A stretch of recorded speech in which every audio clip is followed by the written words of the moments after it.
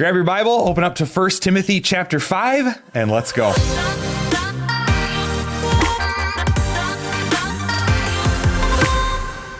Welcome, everybody. Thank you for joining us for this week's Bible study. We enjoy doing this. We are in chapter 5 of 1 Timothy. Before we get going, a couple things I just want to remind us of, and that is that it's always good to keep in mind, who wrote it, what was the whole occasion, and why. It helps us get more understanding out of it. This is the Apostle Paul writing to Timothy, who he sent to the church in Ephesus to straighten out some problems because the Apostle Paul wasn't able to get there. And he says exactly why I am writing this, so that you will know how people should conduct themselves. Yeah, we should have it memorized by now, yes, right? This is what we should do. And boy, can we take, I think this is directly relational to us today in church. How should we behave today? And what he is going to talk about in chapter 5, at least the first part of chapter 5, I believe is something that we all think about from time to time. I think even our whole culture, you and I, even in our own families, we think about how do we help people. We know that the Bible says that we should always take care of widows and orphans. That's just kind of the Christian thing to do. We know that Jesus has instructed us to do that. And he says, what you do to the least of these, you do to me. All of that stuff we understand. Yeah. But are there any limits to it? Is there any parameters to how we should do that? Yes. Because I think many of us, you might be a little young for this, but I think for some of us who are older, we've experienced family members or people we know who need help. And I know we all struggle with, well, how do I help? How much do I help? Should the church help? We have people that come to the church often. Oh, yeah. They come to the church and are asking, hey, can you help me? I need some gas money, or I need this, or, a house payment. These types of helps, and they come to the church for that. And a lot of times we just kind of put our hands in the air and say, well, if we got money, we'll help. If we don't. I think this is crucial. I think this is beneficial for all of us to know, what did the Apostle Paul say? What are the parameters? What are the guidelines? Should we help? Or what are the things? Are there any things that we should do before the church helps people? He lays all this out very, very clear. And we will start right now in... These are probably verses we don't hear very often. We don't. You don't hear sermons on this. That's for sure. Yeah. But these are, I think, for every one of us, especially as church leaders, I think for every one of us that we can put these in the back of our head and say, hey, this is a foundation. This is something that the Apostle Paul said. Now we can go from there and make our decisions. Yeah. But at least it's a guideline that he gives us. Okay, chapter 5, verse 1. He says, "Do not rebuke an older man harshly, but exhort him as it were your father." Again, he's talking to a young pastor. Young pastor. And listen, when you let me make this personal. When you're talking to me, be kind. What does he say here? Respectful. Very respectful as a father figure. Okay. Got it? Got it. Don't forget that. Should I underline that one? Will you please highlight it? But exhort him as if you're your father. Treat younger men as brothers, older women as mothers, and younger women as sisters with absolute purity. I think this is just good for all of us, and wherever you do your business, whatever. He's talking about Timothy as a pastor, but treat others with respect. Treat everybody with respect. I think is how. If you're gonna talk to somebody, even if you have to, kind of discipline them, encourage them, whatever it is you're gonna do it as if you're talking to a brother, a sister, a mother, a father, that kind of thing. Especially if you're a young gun like me. Yes. I mean, especially if you're not older, have some experience. Yeah. Like, don't go in there just guns blazing, right? Right. Yeah. And I think our culture, we've lost a little bit of respect for each other, and especially respect for older people. I think that's very important to do. Now he gets into the topic that I think is really where we're zeroed in on today. He talks about this taking care of people. He says, give proper recognition to those widows who are really in need. Boy, he says really in need. But if a widow has children or grandchildren, these should learn, first of all, to put their religion into practice by caring for their own family, and so repaying their parents and grandparents, for this pleases God. I think this is a concept that our culture is completely lost. I know I deal with it even with my own parents. They're in their 80s.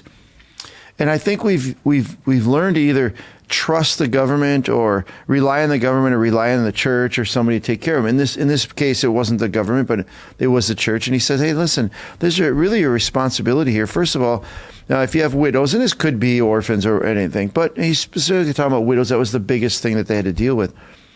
That the first thing you should do is respect these people. But if they have needs, the children and the grandchildren should take care of them.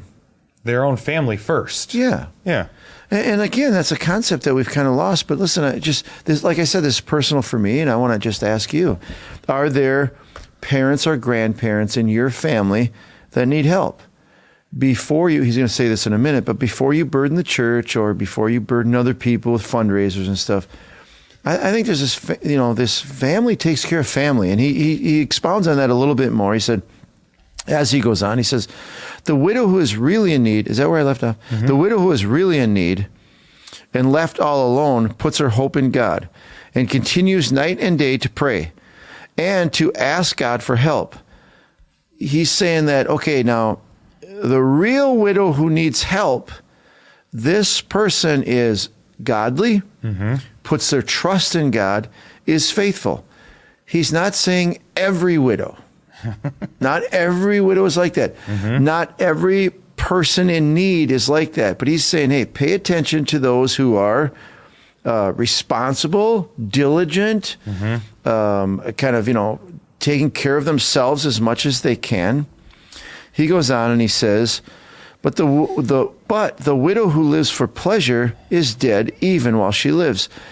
Not every widow, not every person in need fulfills the same qualification or is at the same place. How else do we say this? Is not everybody, just because they're in need, are in the same position.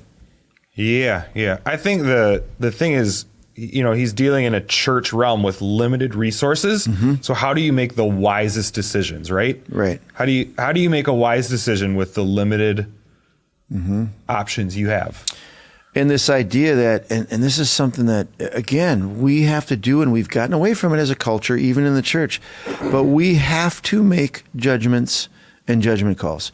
We have to weigh out the people we help. You don't just help everybody. Nobody's worth any less. This is not a sort of like, well, you're not close enough to God's. Like, that's not what he's saying at all. No. This is just simply, here's how to make the best decisions with what you're entrusted to care for. And not everybody who appears to be in need is at the same level of need. Yeah. If you appear to be in need, you go to your family first. The family should take care of them. If you don't have family, then the church wants to take care of you. But then he says, hey, with this limited resources, or if you have to make choices, the faithful one gets served first. One who has lived their life, praying, trusting God. And, we have so many people come to church for help and stuff. And I don't deal with that personally as much anymore. But I know I always used to ask people, oh, well, what church have you given to? This idea of, have you been faithful?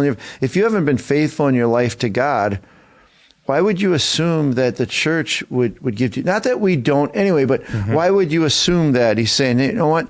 There is a blessing to being faithful. There is. Excuse me. Okay, let's go on. He says, Verse 7. Verse 7. Give the people these instructions. Okay, we are sharing this with all of us. These instructions too, so that no one may be open to blame. If anyone does not provide for his relatives, and especially for his immediate family, he has denied the faith and is worse than an unbeliever. Whew. This is very harsh. Not harsh, direct. This is very direct. That anyone who doesn't provide for their family. Now, this is in two ways. In other words, for your parents and grandparents, for the people that are older than you, if you don't help them out, provide their needs for them, you know what? Even non-believers, even non-Christians do that in some sense. There's this obligation to family. He says, if you don't do that, you're worse than a non-believer. And yet, we're supposed to be like believing in God. God's love compelled you more than just a random person on the street to do that. Yeah, and he says, you're worse than an unbeliever if you don't do that. So, man, what does that mean for you and I? Hey, listen, I want you to take note of this. it is your responsibility to provide to your family, especially for those in your own household. In other words, that as parents, as adults, it is our responsibility to provide for ourselves and for those people in our home. And this is, it just seems like common sense. But again, I just want to address the church today, and people just say, I'm just going to trust God for everything and not do much about personal responsibility. Our culture kind of isn't really promoting personal responsibility. Hey, let's face it, and I'm not being politically incorrect here, I'm not. But let's just face it. There is really this, we're being told all the time that somebody will take care of you. Not only that, it actually even goes to the point where somebody else owes you to take care of you. That is not God's character. That is not from God. That is not the foundation of mankind. God's thing is that we have to be responsible for ourselves. God wants us to be responsible for ourselves. Over and over again, he says, or the New Testament tells us that we are to work hard, to not be lazy, to be diligent. You know, I mean, there's so many places that says that we are to work hard, and that we really are denying our faith if we don't do that. He goes on now and more clear about the widows. He says this: no widow may be put on the list of widows unless she is over 60. In other words, okay, we're making a criteria here for helping, taking care of the church together, taking care of needy people. First, they have to be over 60. Wow, that's interesting. It's ageist. And I would say if that was to be adjusted for inflation, it might be even a little older. A little older, and than that even. Basically, you can't work anymore, right? Right. Yep. You know, you're just too old to take care of yourself. Okay. First of all, first requirement, age requirement. The second one is this: has been faithful to her husband and is well known for her good deeds, such as bringing up children, showing hospitality, washing the feet of the saints, helping those in trouble, and devoting herself to all kinds of good deeds. This is a lot of requirements. It is. It's not saying perfection at all. No. But I wonder if you and I, how this would help our culture, how this would help us be more self-efficient, self-responsible, if we had some requirements that, listen, the church will help you. Obviously, we are to take care of widows and orphans. But there's some criteria to being needy. Your age being one of them. Obviously, this does not mean Jesus always said that we take care of those people who can't take care of themselves. You know, if you're physically unable. A separate topic, right? Whole separate topic. Talking about well-bodied people that can take care of themselves. Said, listen, if you're going to go to the church for help, you have to be of a certain age, not be able to make income on your own. You have to have been a faithful person in your life, married or not married. Basically, put all this down. You have had to live your life in a way that is respectable, a way that is generous, a way that is helping others, not selfish, self-indulgent, things like that, irresponsible. Basically what he's saying is, listen, if you've lived your life that way, we're not really going to help you as readily. We're not going to help you. Is this well, you don't deserve it? It's not really that. It's almost like this idea of what you do, you get back kind of a thing, you know? And as a church, we're going to help people who have been faithful in helping others first. Not that we can't help others, but this is the list of the requirements for the church helping them. He says, where are we? Verse 11. As for younger widows, do not put them on such a list. For when their sensual desires overcome their dedication to Christ, they want to marry. Thus, they bring judgment on themselves. Why? Because they have broken their first pledge. He's saying, hey, listen, if people aren't at an age that they can't work anymore, if they're not that old, if people are younger and they need help, listen, don't put them on such a list that you're going to get a part of the church taking care of you or this organization taking care of you. Why? Because you're not going to stay diligent to helping out. Because even when the church helps people out, they still have requirements. The church is never just a handout. It's never just a handout. If the church is going to put you on a list, if we're going to help you this way, then you have duties around the church to do. And he's saying that be careful with younger people because they're going to forsake their duty. They have a high chance of forsaking their duties and going back to getting married or living, a different life. So he says, hey, don't do that so quickly with younger people. I don't know where I am. 13. Okay. Besides, they get into the habit of being idle and going about. Here's the deal too. Paul's outlining some things, some principles here. If you help people who are young and able-bodied, and they're not working, they're not serving others, they're just receiving help, he said there's a big problem with that. They become idle. My translation says they will learn to be lazy. They will learn to be lazy. And I mean, that's a huge cultural thing. We've seen that. Oh, we absolutely. We don't need to read it here. Again. We see it every day. Every day. That when we help out people who could be taking care of themselves, but they choose not to for whatever reason, we are not really helping them. Yeah. They are now being troublemakers. Yeah, how he puts it here is he says, they get into the habit of being idle or lazy, going about from house to house. And not only do they become idlers, but also gossips and busybodies, saying things they ought not to. So I counsel younger widows to marry, to have children, to manage their homes, and to give the enemy no opportunity for slander. Some have, in fact, already turned away and followed Satan. That's a huge, this is probably the biggest one of all of them. That when we run into people who want help, and specifically was talking about helping people get through life, pay their bills, feed them, that kind of thing. If these people don't fit certain requirements, we might be doing more damage than good. And when people receive help who could be taking care of themselves, they end up causing trouble. Mm-hmm. They become gossips. They become lazy. They become, stirring up trouble. Why? They have too much time on their hands. Yep. And really, too much time. We are created as human beings to have purpose, to be busy, to be helping others. The most helpful thing we can do is encourage them to be responsible. Absolutely. Not give them a handout. No, because that will help them be irresponsible. And this is just, if you're finding a little resistance here in your heart to do this, he says, hey, some in fact have already turned away to follow Satan. Helping people that we shouldn't help has done so much harm to some that they've wandered away from the faith altogether. They've lost any form of discipline or duty, and it's all gone now. It's not doing them any favor. Okay, if we're going to wrap this up, he says, if any woman who is a believer has widows in her family, she should help them and not let the church be burdened with them. Boy, that is powerful.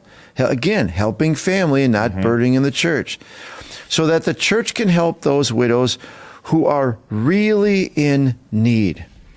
Yep. To wrap this whole section up that Paul's encouraging us, just because people don't have something doesn't necessarily mean they are really in need.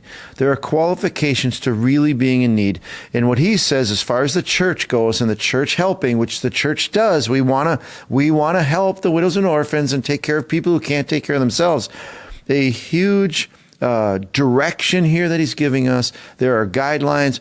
Don't just help everybody. If they are able-bodied, if they can take care of themselves, if they're young enough to get remarried, they can find a job, that sort of thing, then they need to do that, and don't put them on such a list and don't help them out in this way. So it takes wisdom, but at least we got some guidelines on how to do that. Yeah. Thank you for joining us today. Hey, we really hope that this video was helpful for you. If you'd like to stay up to date on our weekly content, make sure to subscribe to our channel and click on that little bell icon so you can be notified when new videos are uploaded. And if you'd like to support the ministries here at Access Church and help make videos like this possible, there'll be a link in the description below. As always, we appreciate your partnership in helping us draw people into a growing relationship with God through Jesus Christ.